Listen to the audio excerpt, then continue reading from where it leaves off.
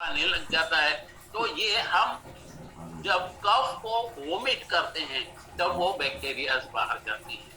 Okay, तो ये इस प्रकार का है। यहाँ पर बहुत सारे जो इनेट इम्यूनिटी में डिफरेंस क्लासिफिकेशन है, लेकिन समय के अभाव से मैं जितना स्लाइड में है वही बता रहा हूँ। ओके, नाउ नेक्स्ट हम यह देखते हैं दोस्तों कि अब आपने देख लिया कि इनेट इम्यूनिटी क्या होता है, एडॉप्टिव इम्यूनिटी क्या होता है और ये कैसे वर्क करता है। ओके, नाउ इम्यून सिस्टम हमारा जो डिपेंड करता है ओवरऑल सेल्स लेवल के ऊपर में भी डिपेंड करता है, क्योंकि ये जो इनेट इम्यूनिटी में जो पार्ट बताया तो उसमें जो लास्ट पार्ट में रहता है कि सेल फंक्शंस जो रहता है उसके ऊपर में ये इम्यूनिटी रहता है। जैसे कि ब्लड में ब्लड हेल्थ में मैंने बताया था जो व्हाइट कार्पोसेल्स ब्लड रहते हैं कि उसमें टी सेल्स का रोल अलग रहता है और वो जो इम्यूनिटी को बढ़ा करके उस वायरस और बैक्टीरिया को मार करके वो दूसरे को सप्लाई कर देता है, जैसे स्प्लीन के द्वारा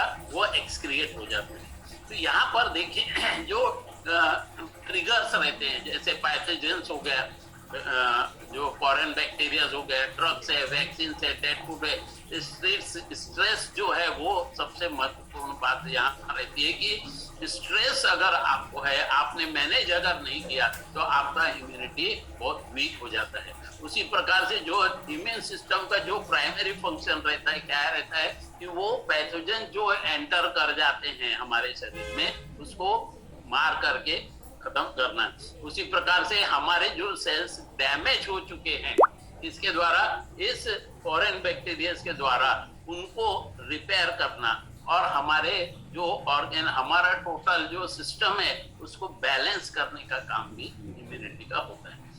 अब यहाँ पर ये देखना हमको जानना जरूरी है दोस्तों कि ये इम्यून सिस्टम हमारे को किस हिसाब से किस डिसीज से प्रोटेक्ट करता है। जो नॉन स्पेसिफिक डिफेंस सिस्टम रहता है, जो नॉन स्पेसिफिक है, यानी कि आउटर लेयर जैसे मैंने बताया कि स्किन हो गया, म्यूकस हो गया, है ना, सलाइवा हो गया एंड टीयर्स हो गया। टीयर्स मालूम है ना आपको, जब कंजक्टिविटी एक डिसीज आती है, आंखें लाल लाल हो जाती है, आंखों में से पानी झरझर बहने लगता है, तो वो पानी जो आंखों के जो पानी यानी कि आंसू जब बहते हैं उसमें जो फॉरेन बैक्टीरिया हमारे आंखों के द्वारा चले गए हैं, जो स्टिक हो गए हैं, वो इन आंसुओं के द्वारा बाहर निकल जाते हैं। उसी प्रकार से इस जब भी हमको ये जो non specific defence system weak अगर होता है तो हमको क्या होता है, बुखार आने लगता है, क्योंकि ये जो पैथोजन है, फॉरेन बैक्टीरिया है,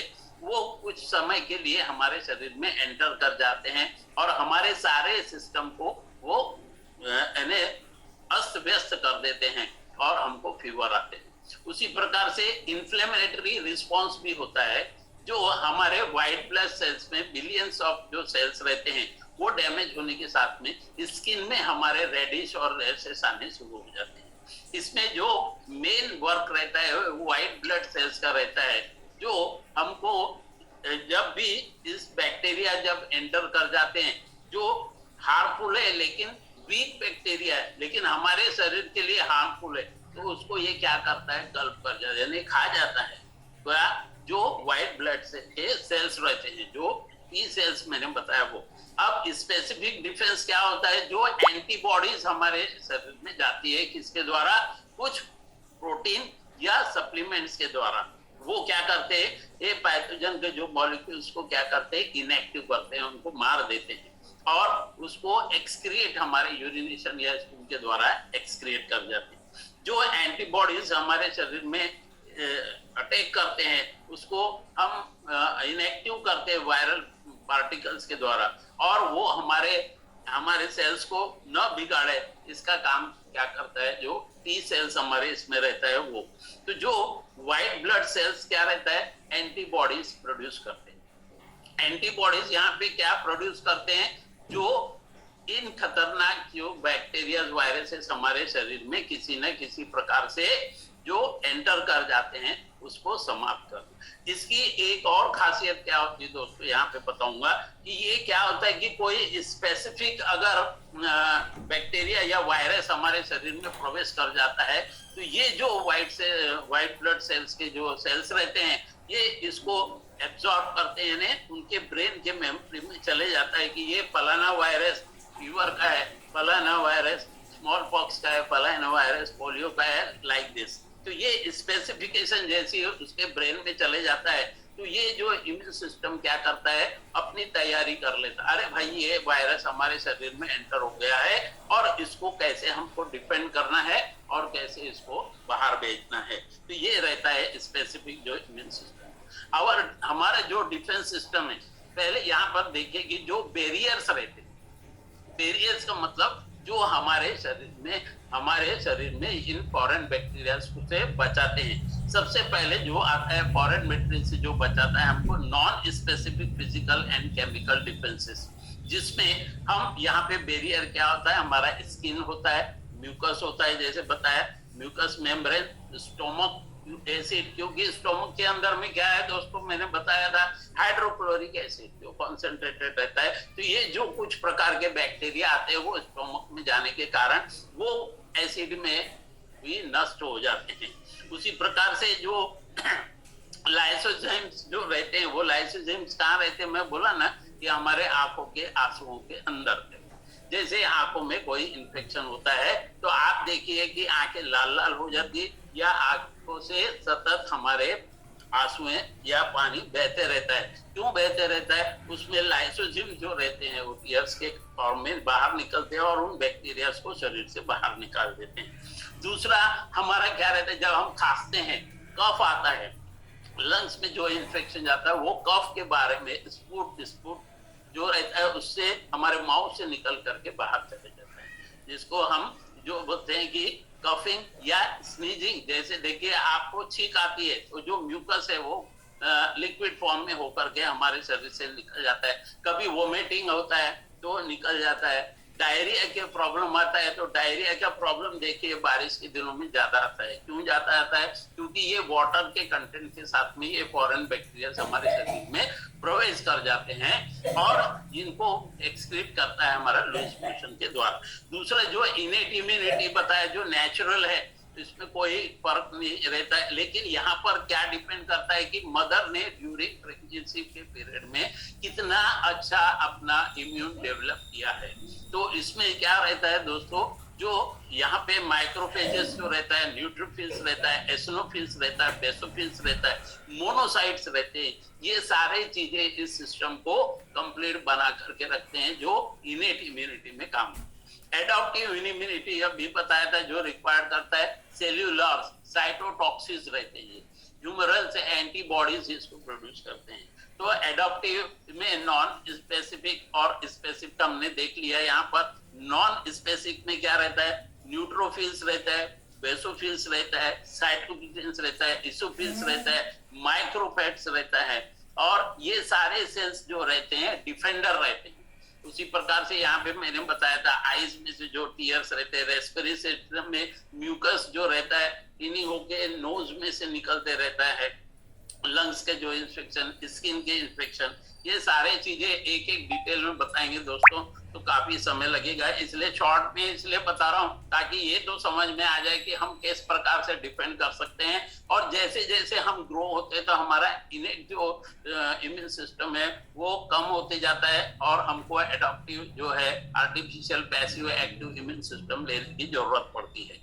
अब हम देखते हैं कि हमारा जो प्राइमरी डिफेंस सिस्टम अगर हमारा स्ट्रॉन्ग है या नहीं है, ये हमको जानने के लिए क्या देखना पड़ता है कि आप क्या बार बार बीमार पड़ रहे हैं क्या, फ्रीक्वेंटली, यानी अभी बीमार पड़े फिर 15 दिन में ठीक हुए फिर बीमार पड़े, फिर इस प्रकार से फ्रीक्वेंटली अगर हो रहा है क्या, ये आपको देखना है।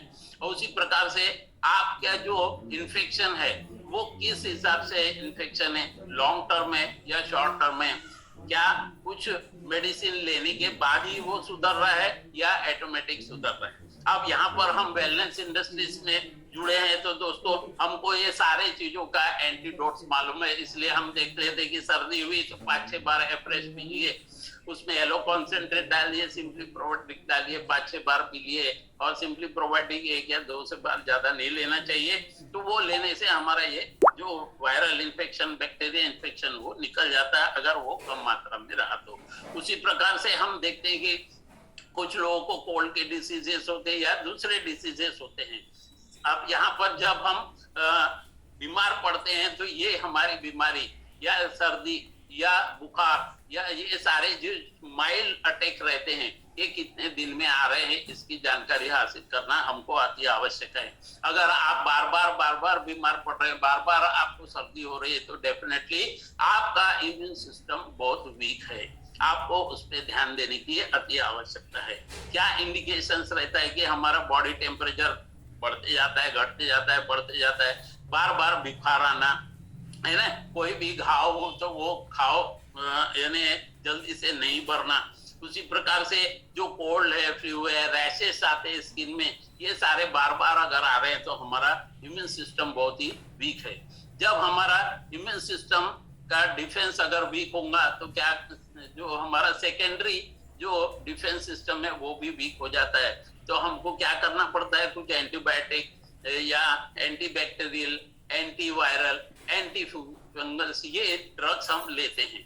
लेकिन यहाँ पे दोस्तों मैं उन चीजों को सजेस्ट नहीं करूंगा, क्योंकि हम यहाँ पर वेलनेस इंडस्ट्री से है। तो जैसे मैंने अभी सर्दी जुकाम के लिए बताया कि एप्रेस कितने बार लेना है, थ्रोट इन्फेक्शन के लिए आप सॉल्ट वाटर, हॉट वाटर करके गार्गिल कीजिए 5 to 6 टाइम्स, डेफिनेटली आप 1 to 2 डेज में इसको निकल जाता है। प्लाज्मा थेरेपी रहता है, वैक्सीन रहते हैं, ये सारे चीजें हमको प्रोटेक्ट करते जरूर हैं। अब बैलेंस इम्यून सिस्टम क्या रहता है, इंटरनल ट्रीटमेंट और जो थ्रीट और external treatment. Auto immune problem अगर रहा, आपका बैलेंस सिस्टम अनबैलेंस अगर हो रहा है तो ऑटो इम्यून प्रॉब्लम क्या रहता है, जिसमें टाइप 1 डायबिटीज आता है, रिमेटेड आर्थराइटिस आता है, सोराइसिस आता है, मल्टीपल स्क्लेरोसिस के प्रॉब्लम आते हैं, inflammatory ball diseases, IBD blue जिसको कहते हैं वो प्रॉब्लम आता है।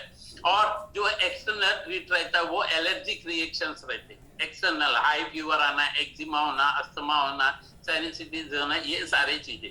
इम्यून और क्या रहता है, हमारे को बैलेंस अगर सिस्टम नहीं रहा तो ये प्रॉब्लम आते हैं। इम्यून से अंदर जो रिएक्शन रहता है जो सीवियर रहते हैं, वो कैंसर की जैसे बीमारी है, कुछ इन्फेक्शन हो तो हेपेटाइटिस जो है, HIV, ये सारे चीजें, टीबी, ये सारे जो है हमारा इम्यून अंडर रिएक्शंस रहते हैं।